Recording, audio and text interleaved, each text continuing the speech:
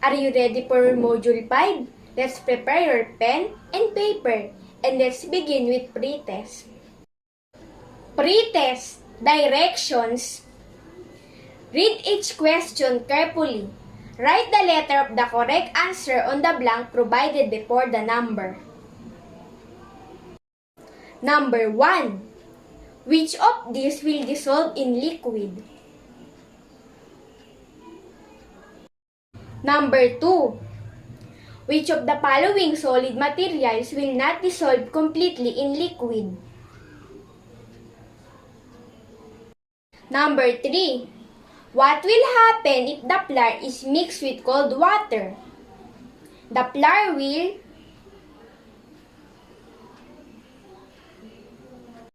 Number 4. What will happen to alcohol and water when mixed? The alcohol and water will Number 5. Which of the following liquids will not completely mix with water? Looking back. Directions. Study each pair of pictures below and imagine that you mix them. Draw a happy face on the space provided if each pair can be distinguished, and a sad face if cannot be distinguished when mixed. Number 1. Sugar and iodized salt. Number 2. Salt and sand. Number 3. Paper clips and staple wires. Number 4. Pepper and salt. Number 5. Powdered milk and flour. Are you ready for today's lesson?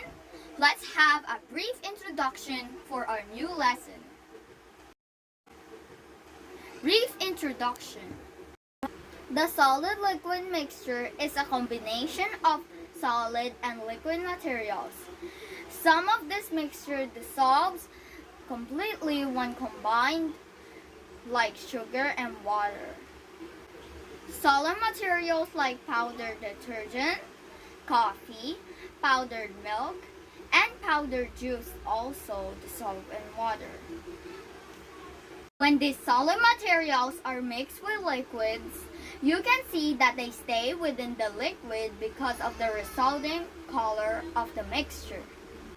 The mixture becomes cloudy too. On the other hand, the sand remains the same when mixed with water. It does not dissolve at all. It also settles at the bottom of the container. Other solid materials that do not dissolve in liquid are chili, malunga leaves, and onion. The liquid-to-liquid mixture consists of two liquids being combined. Some of this mixture mix completely when combined, while others do not. They form layers instead. For instance, alcohol will mix completely with water when combined. Same goes for vinegar and water. On the contrary, soy sauce and cooking oil do not mix completely. They only form two layers. Activity 1. Mix them up. Want to know what happens to the solid materials when mixed with the liquid materials? What to use? 6 transparent drinking glasses or jars. Spoon.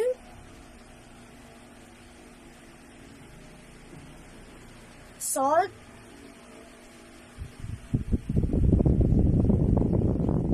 Flour. Pepper. Vetsin. Sand. Ginger. Water. And soy sauce.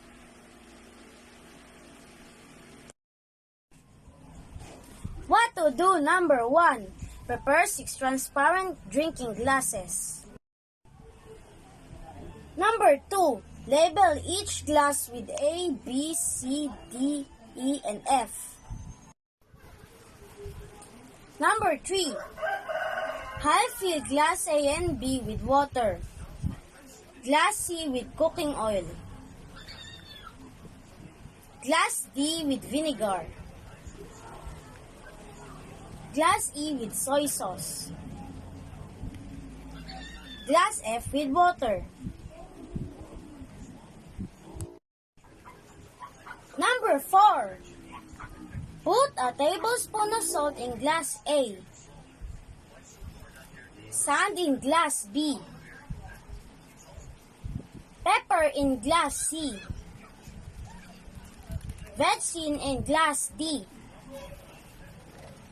Ginger in glass E. And flour in glass F.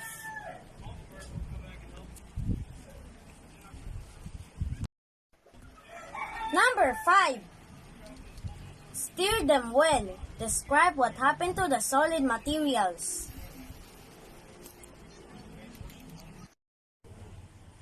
Letter A. Complete the table by checking the proper column. Number 1. Salt and water.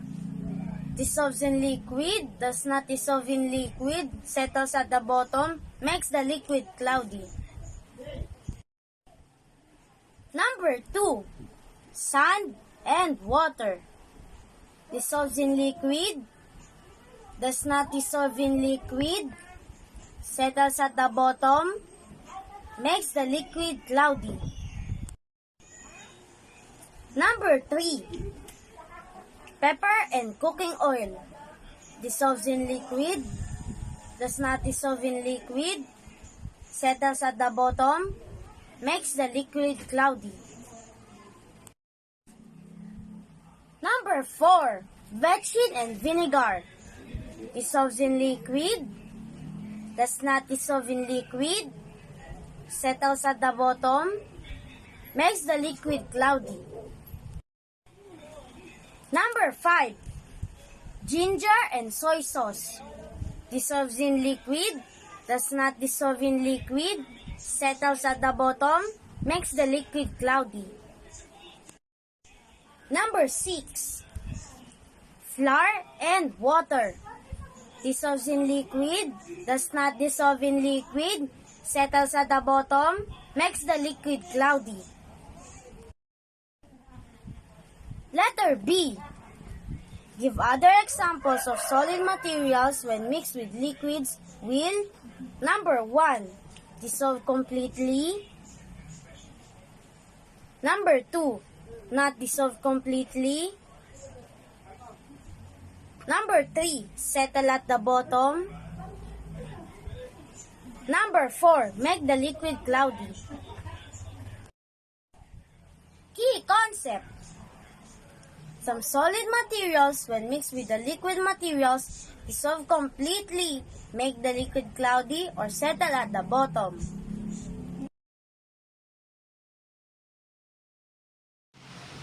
Activity 2. Liquids have magic. What to know? What happens to the liquid materials when mixed with other liquid? What to use? Spoon for clear drinking glasses, water, vinegar, alcohol, soy sauce, and cooking oil. What to do? Number 1. Prepare each set of liquids listed in the table. Pour 2 tablespoons of each set of liquids in the glass intended for them. Number 2.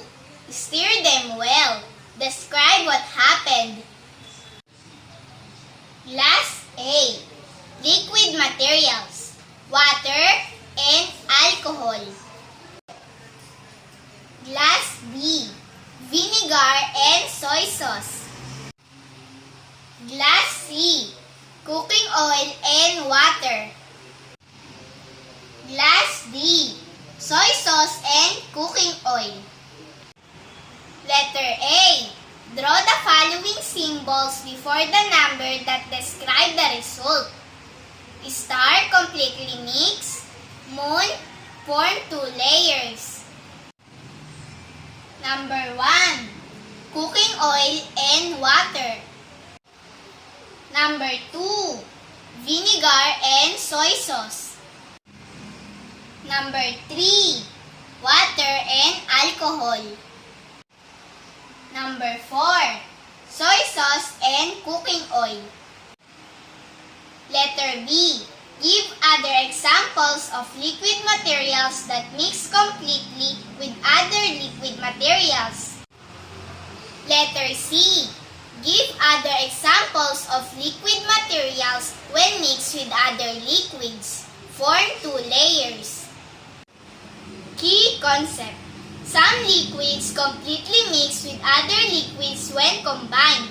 Other liquids when put together form 2 layers. Activity 3. Mix with hot and cold. What to know? What is the effect of temperature in mixing different materials? What to use? For drinking glasses, flour, sugar, hot water, cold water, teaspoon, timer. Safety reminder.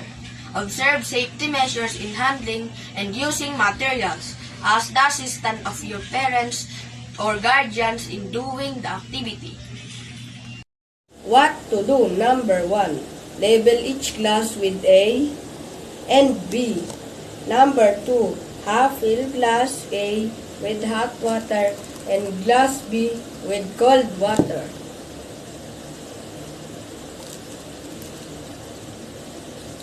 Number 3. Put a teaspoon of flour in each glass at the same time. Number 4. Start the timer, then observe the flour and water.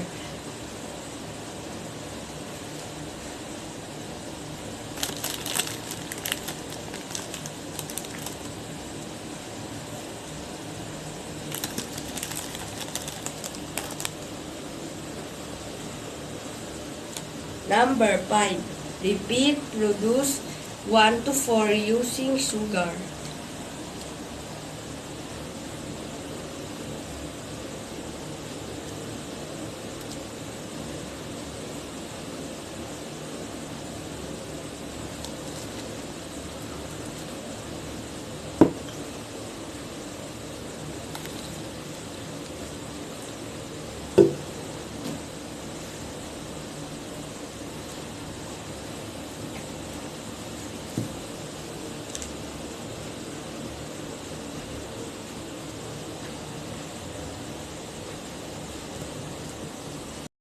Answer the following guide question number 1.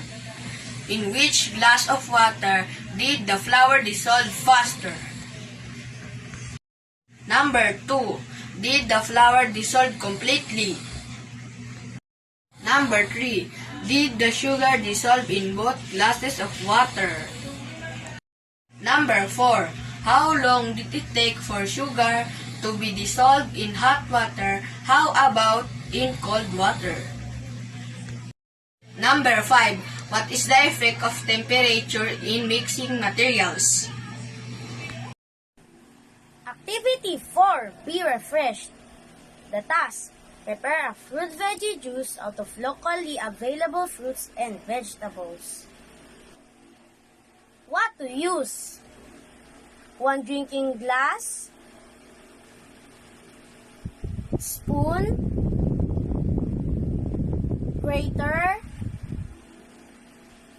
1 carrot,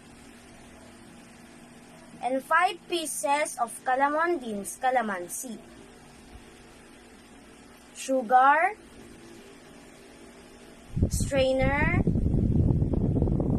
piece of clean kacha or cloth.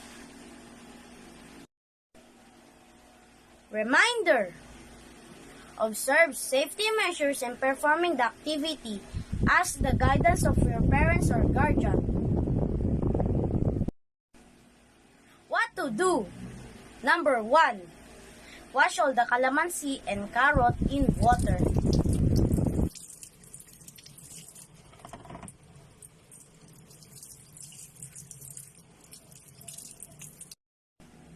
Number 2. Slice calamansi in halves and squeeze in a cup.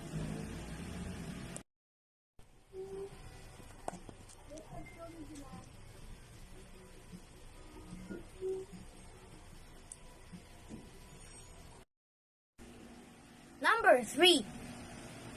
Use a strainer to remove the seeds and put the juice in a drinking glass.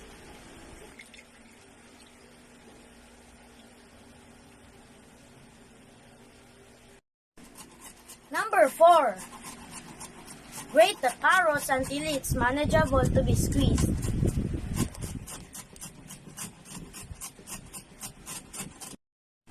Number 5.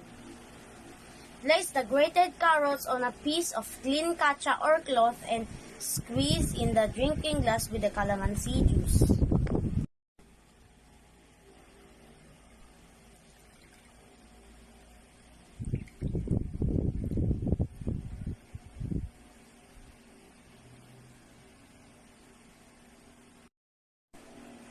Number 6. Add sugar according to your taste and stir. Observe and taste the mixture.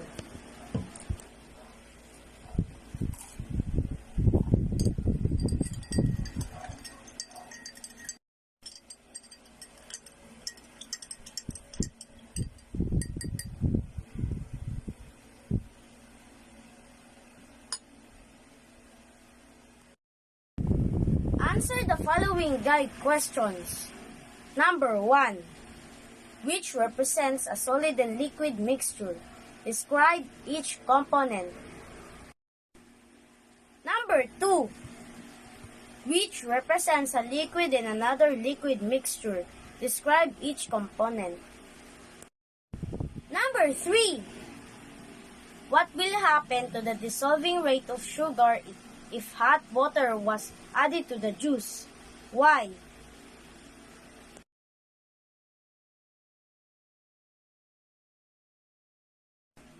Number 4. What kind of mixture was formed? Remember, solid materials can be mixed with liquid materials.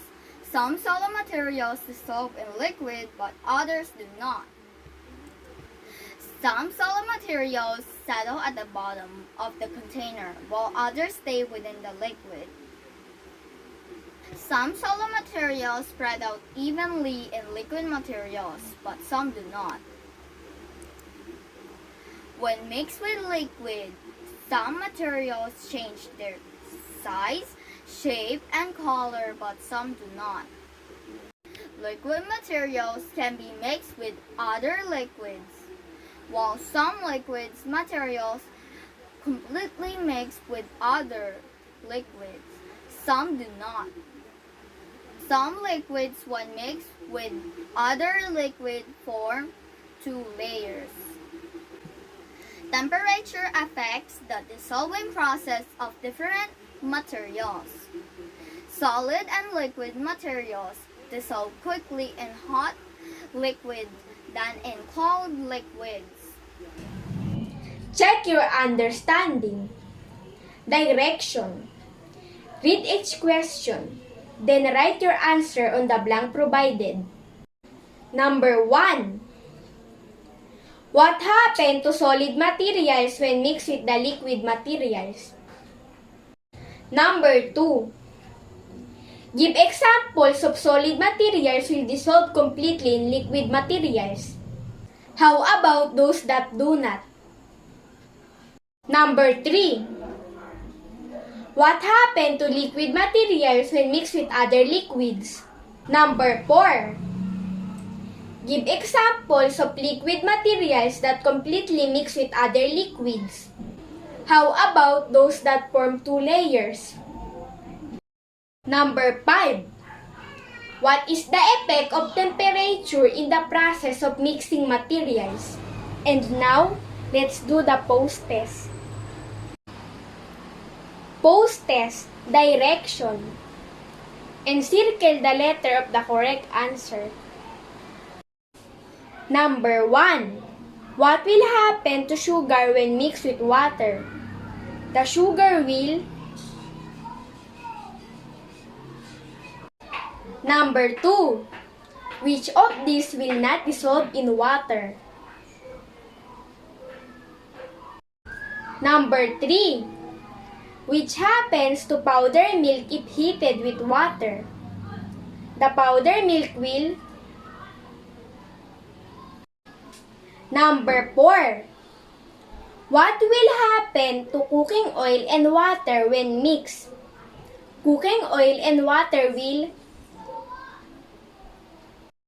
Number 5. Fruits and vegetables can be combined to prepare a delicious and nutritious juice. Which of these cannot produce a delicious juice? Reflection. Direction. Read the paragraph inside the box and answer the question that follow. Write your answer on the block provided. One Saturday afternoon, Christy's grandmother came to visit them. Her mother asked her to prepare something to drink for her grandmother. She cut 5 calamansi into halves and squeezed in a drinking glass. She removed the seeds, then added hot water and a teaspoon of sugar. She stirred the mixture thoroughly until the sugar dissolved in the water and added ice cubes. She placed the glass in a saucer and wrapped the glass with a tissue before serving it to her grandmother. Number 1. What are the solid liquid component of the juice prepared by Christy? Describe their characteristics when mixed. Number 2. How about the liquid-liquid mixture? Describe their characteristics. Number 3. What are the precautionary measures that Christy needs to observe in preparing the juice? Number 4.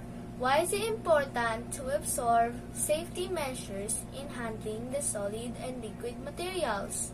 Number 5. What does Christy need to practice to avoid the wastage of materials she used in preparing the juice? Number 6. Why does Christy need to add hot water before adding sugar?